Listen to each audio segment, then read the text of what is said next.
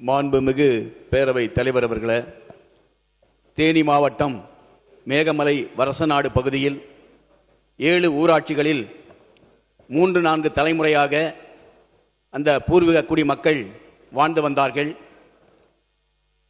புலிகள் சரணாலயம் என்ற பெயரால் ஒன்றிய அரசு அறிவிக்கப்பட்டு அந்த புலிகள் சரணாலயத்துக்கும் சுற்றுச்சூழலுக்கும் இந்த ஆக்கிரமிப்பாளர்களால் பாதிப்பு உள்ளது என்பதை ஒரு பொதுநல வழக்கு உச்சநீதிமன்றத்திலே தொடுக்கப்பட்டு அந்த பொதுநல வழக்கு உச்சநீதிமன்றத்தில் விசாரணைக்கு வரும்போது தமிழக அரசின் சார்பாக உரிய தகவல்கள் உச்சநீதிமன்றத்தில் தெரிவிக்காத காரணத்தினால் அவர்கள் ஆக்கிரமிப்பாளர்கள் என்று உச்சநீதிமன்றம் தீர்ப்பு வழங்கி அந்த மக்களை வெளியேற்ற வேண்டும் என்று தீர்ப்பு வழங்கியிருக்கிறது.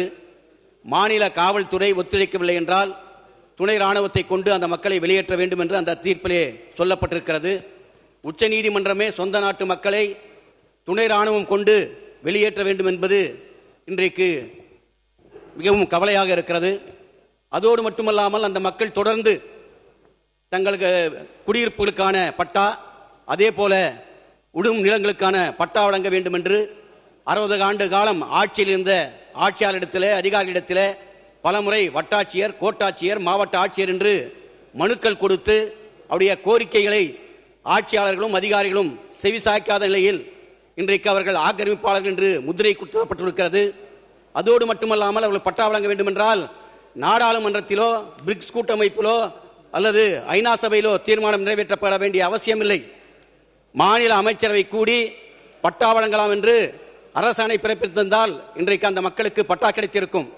அதை 60 ஆண்டு கால ஆட்சியாளர்கள் செய்யவில்லை என்பதை இந்த நேரத்திலே நான் இந்த அவையிலே சுட்டிக்காட்ட விரும்புகிறேன். அதோடு மட்டுமல்லாமல் இன்றைக்கு தேனி மாவட்டம் மட்டுமல்ல, மேற்கு தொடர்ச்சி மலையை ஒட்டியுள்ள கோவை, ஈரோடு, சேலம், தருமபுரி, கிருஷ்ணகிரி உள்ளிட்ட மாவட்டங்களில் இன்றைக்கு யானைகள் சரணாலயம், புலிகள் சரணாலயம் என்று அறிவிக்கப்பட்டு பூர்வீக குடிமக்களை இன்றைக்கு வன சட்டத்தை முன்வைத்து அந்த மக்களை வெளியேற்றுகின்ற நடவடிக்கை வனத்துறை செய்து வருகிறது. ஆகவே நம்முடைய அரசு உச்ச நீதிமன்றத்தில் அந்த மக்களை வெளியேற்றக்கூடாது, அந்த மக்கள் 100 ஆண்டுகளுக்கு மேலாக 1924 இருந்து வாழ்ந்து வருகிறார்கள் என்ற உரிய ஆதாரங்களை நீதிமன்றத்திலே சமர்ப்பித்து அந்த மக்களுடைய வெளியேற்றுவதை தடுத்து நிறுத்த வேண்டும். அந்த மக்களுடைய வாழ்வாதாரத்தை பாதுகாக்கப்பட வேண்டும். 2006ஆம் ஆண்டு நாடாளுமன்றத்தில் வன உரிமை சட்டம் இயற்றப்பட்டிருக்கிறது.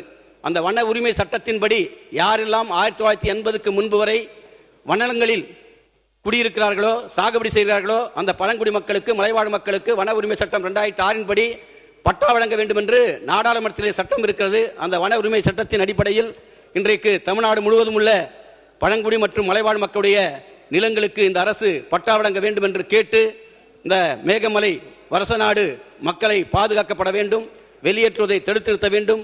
அந்த மக்களுக்கு 2006 வன உரிமை சட்டத்தின்படி பட்டா இந்த அரசு வழங்க வேண்டும் என்று இந்திய கம்யூனிஸ்ட் கட்சியின் சார்பாக அரசின் கவனத்துக்கு ஈர்த்து அமர்கிறேன்.